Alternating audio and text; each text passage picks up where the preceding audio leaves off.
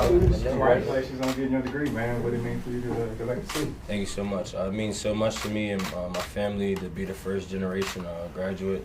So, just a big part of my career there that I wanted to finish, and I had to go back, and I did it. I'm so blessed. How were you able to balance, football, and were you in online classes?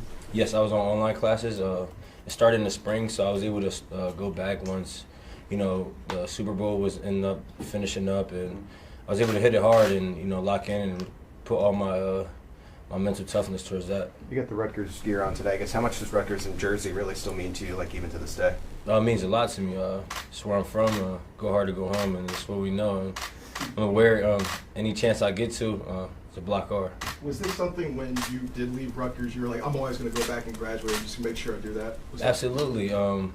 One time I was in class and I seen some older gentlemen in class, and I'm like, oh, it's never too late to go back. And he was probably one of the tallest students in there, but he was an older gentleman. I'm like, yo, like that right there, that's motivation. Like, you're never too old to go back and get your degree.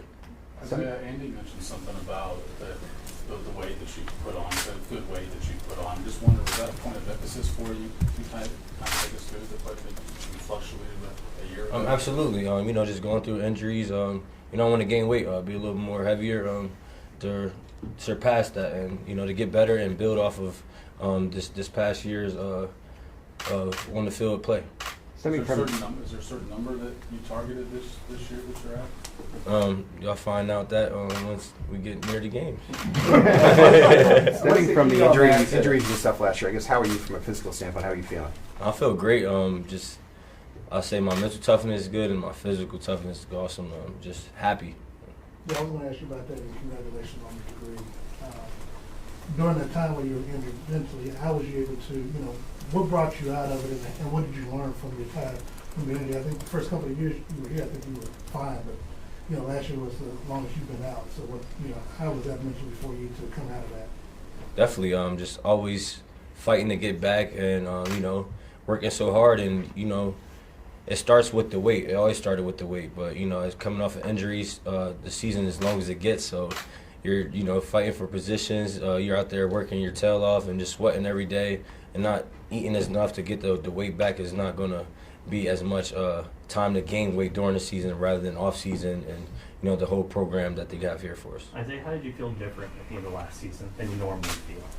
I felt like everything was going back to normal, and just excited that we made it to the Super Bowl, and able to go 3 times in a row was surreal for me. Patrick mentioned there's a large group of you guys who all you've ever done is win the Super Bowl. Now you come to the Super Bowl loss. What sort of motivation is that for you this offseason? Yes, I use it as a big motivation for me. I'm from Jersey, so I went back home and I worked out at the gym where I started at the YMCA. Started reminiscing, and you got people that's from New Jersey, so they wear Eagle hats and stuff all the time, and they question me like, "Wow, like you were in here, like like we got y'all this year." So that right there, it only motivates you to go harder, to go, to continue to work, because you got people from your city, the area, they're proud of you. But at the end of the day, like, it's a sport, we're having fun, but most importantly, you got people that's looking out for you. What's the key when you put weight on to keep quickness? Is that extra work to get heavier and stay quicker? No, just going back to 216, 437, Isiah Pacheco style. Isiah, you had one of the best quotes ever at the draft day when you said that you were coming here to take a grown man's job. How do you feel now that you're the grown man and there's guys coming to take your job? Yes, I feel the need that to keep leading the guys, keep going out there and leading by example, and just putting it on tape and having fun. How do you like the room overall, though? That's a great room, phenomenal room.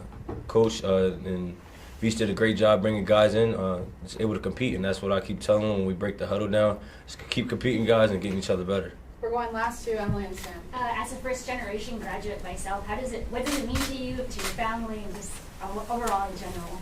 Yes, I'll say it's a blessing because, coming from where I come from, you don't get too many people that make it, or you don't get too many kids that graduate.